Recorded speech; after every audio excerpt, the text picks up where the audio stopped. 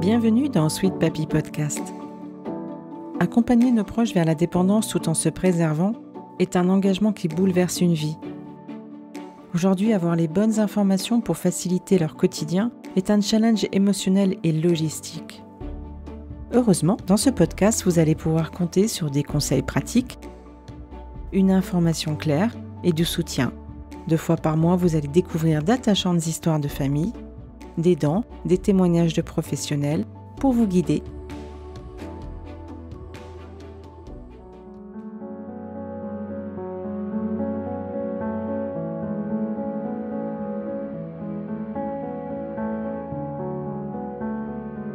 Le 23 octobre 2019, nous faisons rentrer mon Sweet Papy en EHPAD, à la Savane. C'est un joli nom, un bel endroit arboré. Une chambre bien aménagée, toute refaite. Il faut la décorer, mettre des éléments de sa chambre dans sa nouvelle chambre, des photos de nous. C'est un moment difficile, très stressant, très émouvant. Lorsqu'il arrive avec l'ambulance, nous l'accueillons, ma belle-sœur et moi, avec de grands signes de joie, comme si de rien n'était. Il nous regarde et, avec un grand sourire, nous dit « C'est ici ma 3e maison ?» On sait qu'il a compris. Ça nous brise le cœur. Jean-Luc n'a pas cette chance, si on peut dire, puisque le dialogue est rompu du fait de la maladie de sa maman. Dans les 2 épisodes précédents, numéros 3 et 4, il racontait son accompagnement de sa maman dans toutes ses étapes de la maladie, jusqu'à aujourd'hui, avec la décision de la faire rentrer également en EHPAD pour sa sécurité. C'est un nouveau stress, je dirais. Parce que maman étant chez elle, si une situation se développe, je gère avec l'équipe qui est autour d'elle en ce moment. C'est-à-dire aide à domicile, infirmier, éventuellement médecin. Mais à partir du moment où elle va être en EHPAD, c'est fini. Je n'ai plus la main sur rien. Effectivement, ce rôle de coordinateur dont nous parlions dans l'épisode 3 disparaît d'un coup pour Jean-Luc. Le stress de Jean-Luc dans cette nouvelle étape va pouvoir diminuer. Mais il reste encore une épée Damoclès, avec la maladie d'Alzheimer dont a hérité une partie de la famille. Alors, quel regard porte-t-il sur tout ça? Et quelle est sa vision pour son futur?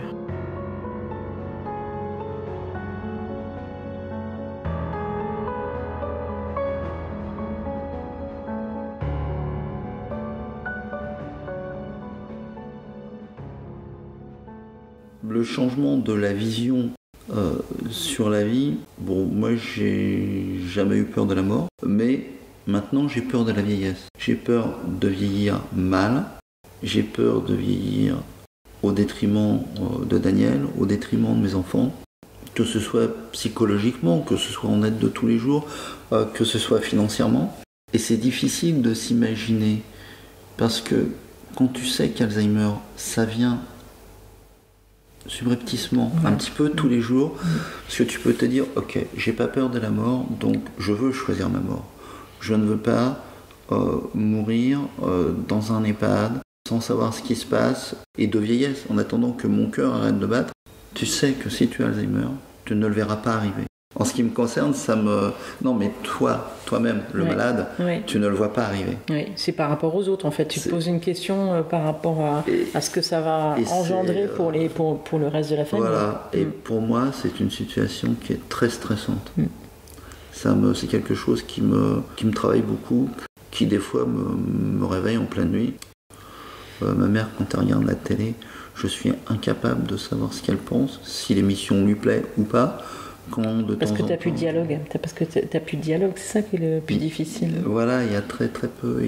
Non, il n'y a plus de dialogue. Tu peux pas discuter de sujets d'actualité. Tu peux pas, même de sujets simples. En fait, tu n'arrives pas à relier la vie courante avec leur vie à eux, leur vie intérieure à eux. Nous arrivons à la fin de l'entretien.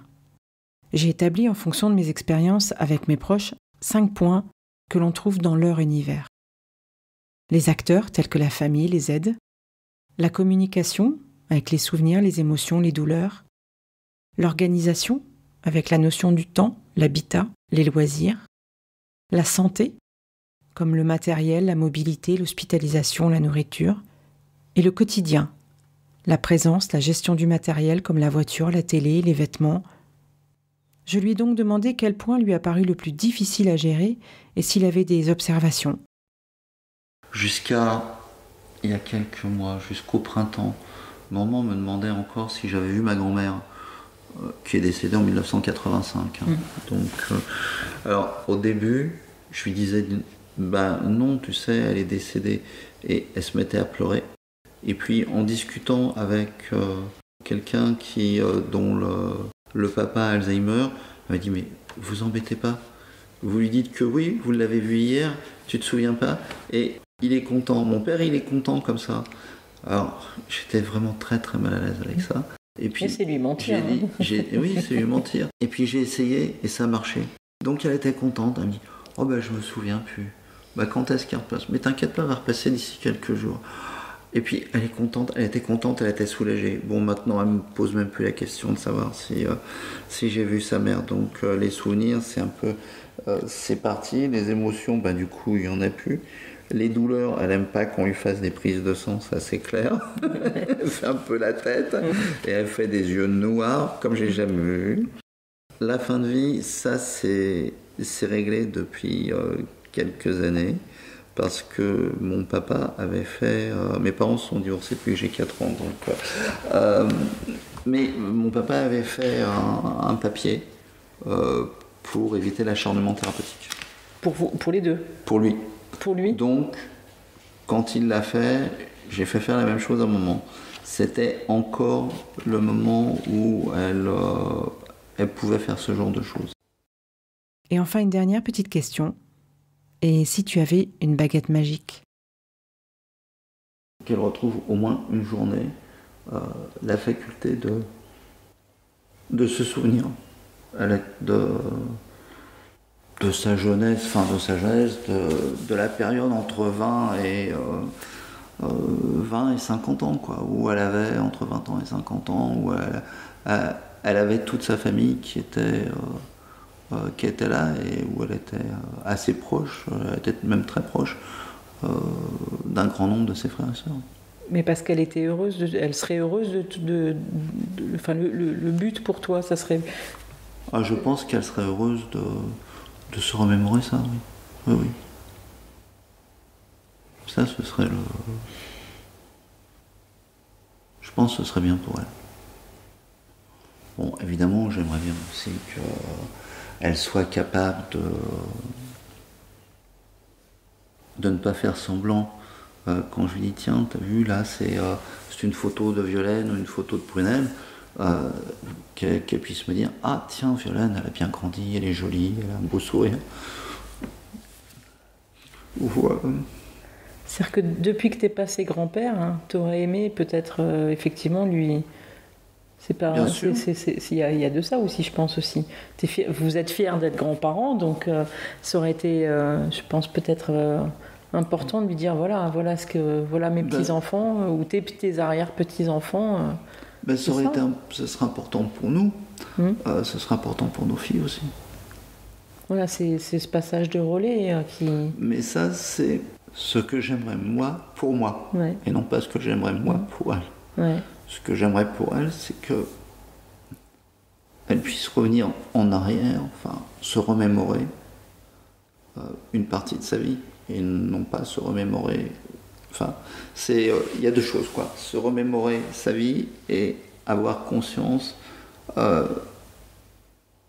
la vie de ses petits-enfants, de ses arrière-petits-enfants. Donc, ça fait 2 coups de baguette magique. Oui, ça fait beaucoup de baguettes magiques, mais c'est bien, il faut garder. Mais qui ne demande rien à rien, donc je demande 2 coups de baguette magique. Oui, mais moi j'aime bien un petit coup de baguette magique, c'est important, ça fait garder de l'espoir. Donc. Cette semaine, Gisèle est rentrée à l'EHPAD. J'ai pris de leurs nouvelles. Je suis rassurée d'apprendre que tout s'est bien passé. Jean-Luc est moins stressé, il s'occupe de vider l'appartement de sa maman. Je le laisse à ses occupations et préoccupations. Car nous sommes passés par là. Trier, vider, jeter. Comment pouvons-nous choisir ce qui ne nous appartient pas ? et qui est pourtant chargé de souvenirs, pour nous comme pour eux. Le tri, ça sera donc le thème du prochain épisode. Si les thématiques abordées dans ce podcast vous ont intéressé, ou vous êtes éventuellement concerné, retrouvez-moi également sur Instagram, Facebook, ou contactez-moi par mail. Je me ferai un plaisir d'en discuter avec vous et pourquoi pas de vous interviewer. Pensez également à partager ce balado et pour profiter de la suite, abonnez-vous. Enfin, pour m'aider à le faire connaître, notez 5 étoiles sur Apple Podcast avec un petit commentaire. Allez, à très bientôt et d'ici là, prenez soin de vos proches.